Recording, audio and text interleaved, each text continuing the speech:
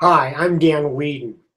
Welcome to another Weedin Unleashed video, live broadcast, on-air broadcast today through Google.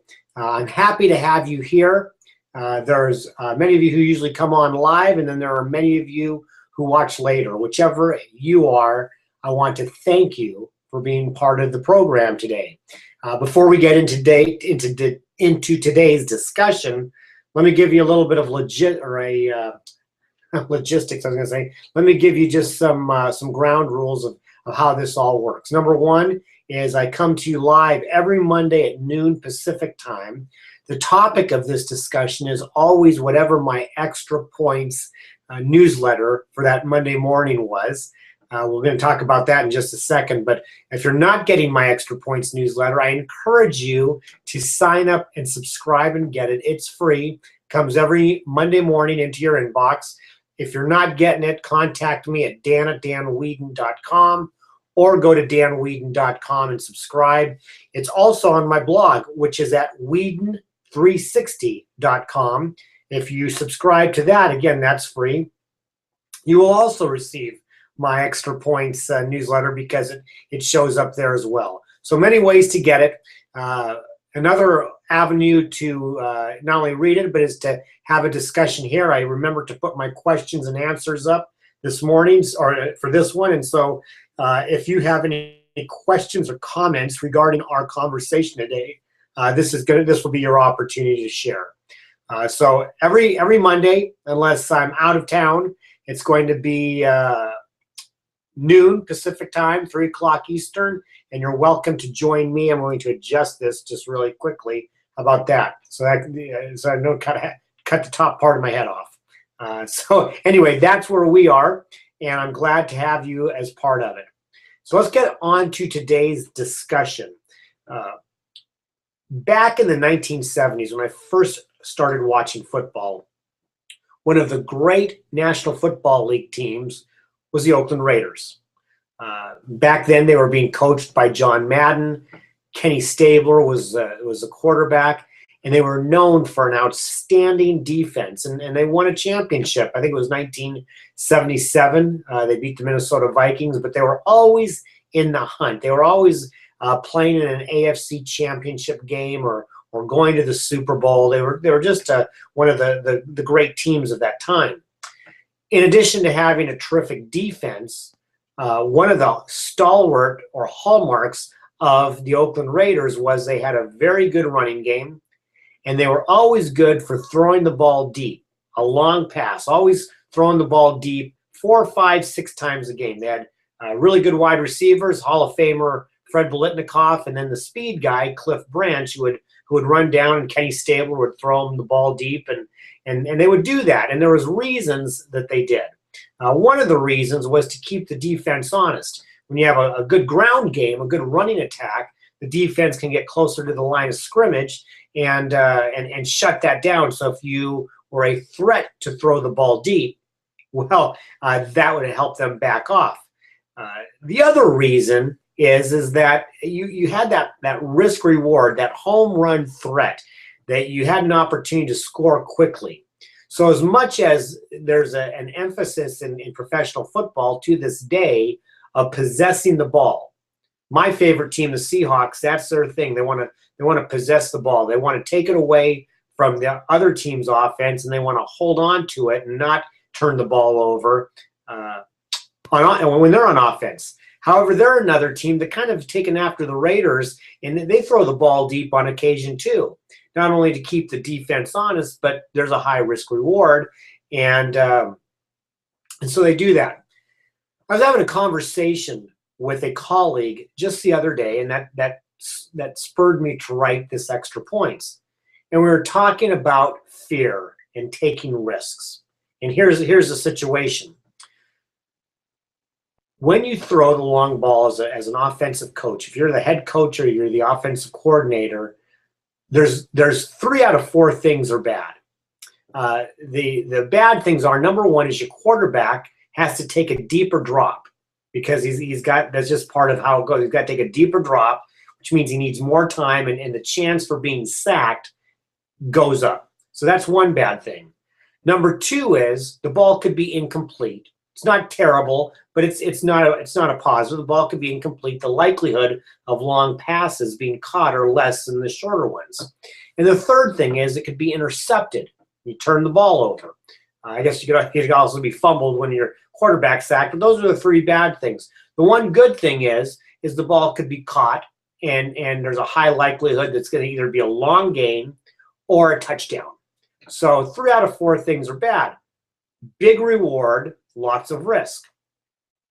And so we're talking about that whole theory when it comes to fear in business and overcoming that.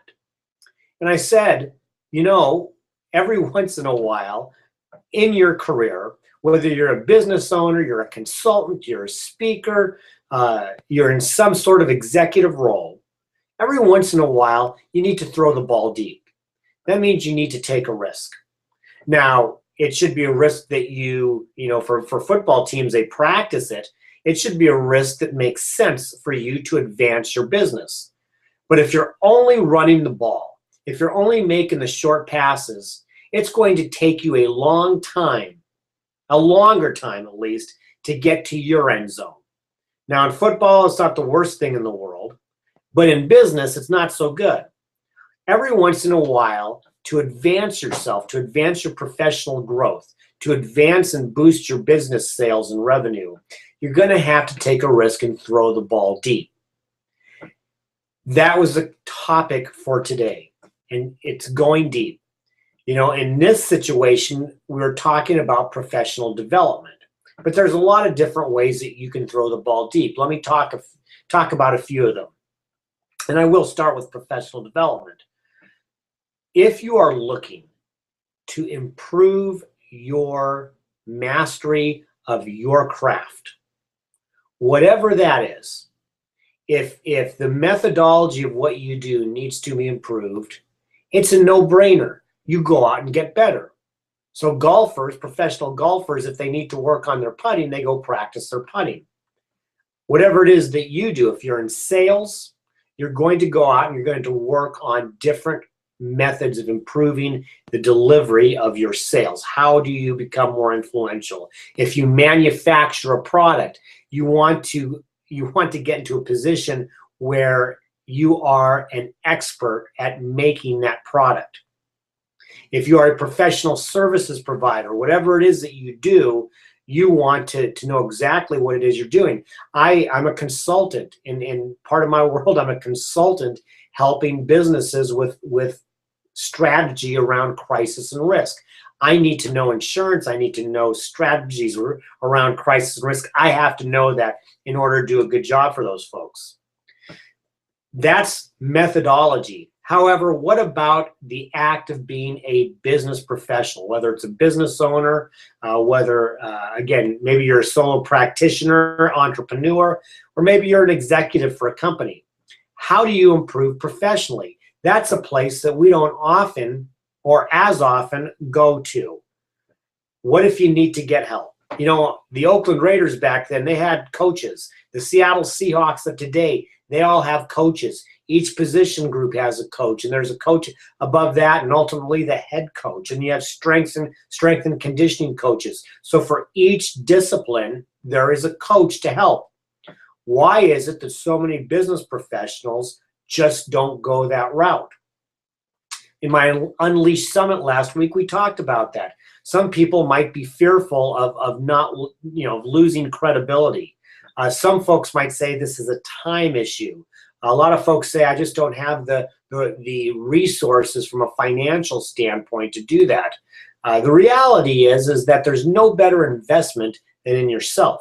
So when you're throwing the ball deep, number one is you got to make sure you have the right target. In other words, you need to have the right coaching in place. You have to have the right person to help you. You have to have the right program that you're going through. There's some really good programs out there, whether it's on leadership, whether it's on marketing, whatever it is, executive coaching, mentoring, whatever.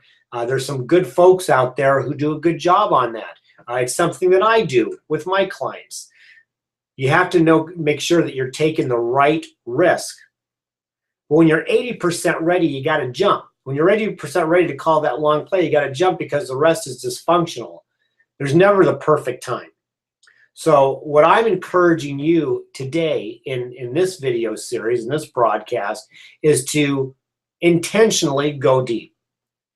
Look at ways in your professional development, in the production of your product, or in your professional service life. What are ways that you can get better?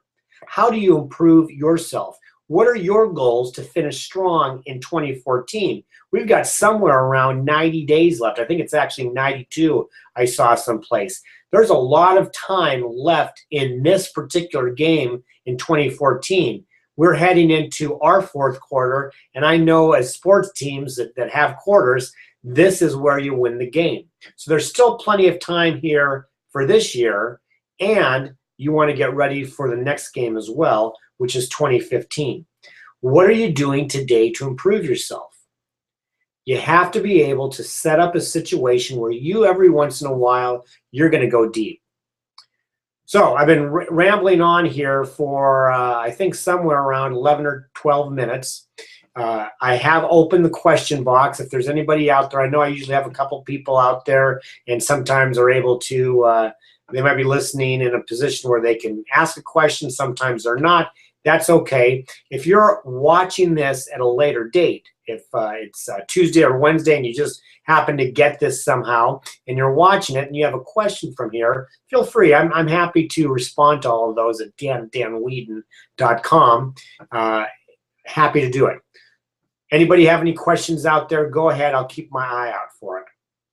So let's recap. Today's extra points focused on the concept of going deep. And that's overcoming your fear of making a mistake.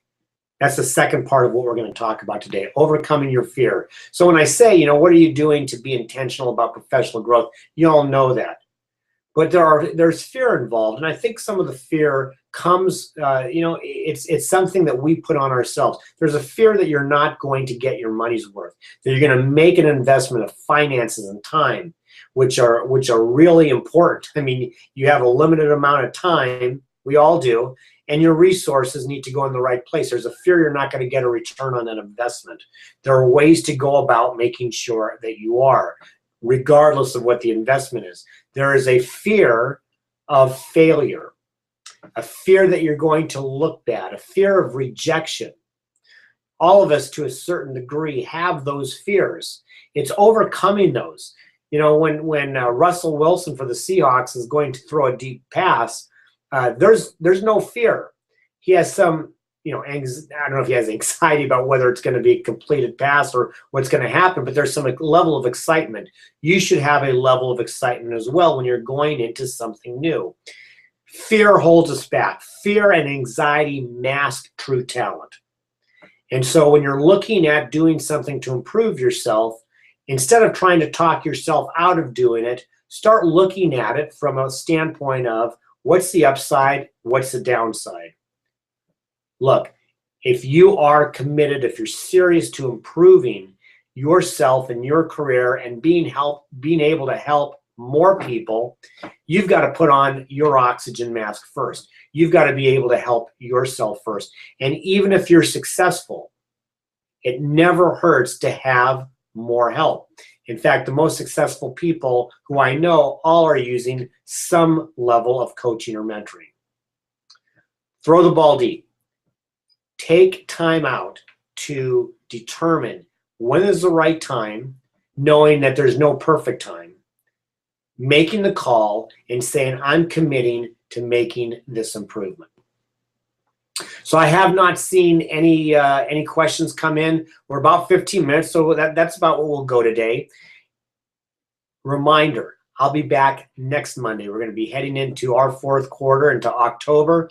I don't know what the topic's going to be yet because I haven't written it, but it'll be something of value along a concept or a topic or a best practice that's here to boost your career or enrich your life. Just a reminder I have for those of you who are executives out there, who are business owners, who are entrepreneurs, my new Unleashed Executive Experience is still taking people. It's our program for 2015. I've got 4 members already in, and I've got several others who are taking a hard look at it, and I think will be joining. So it's something that you should take a look at as well. I also have my book, Unleashed and Ensuring Success for Insurance Professionals, also available. You can contact me on any of those.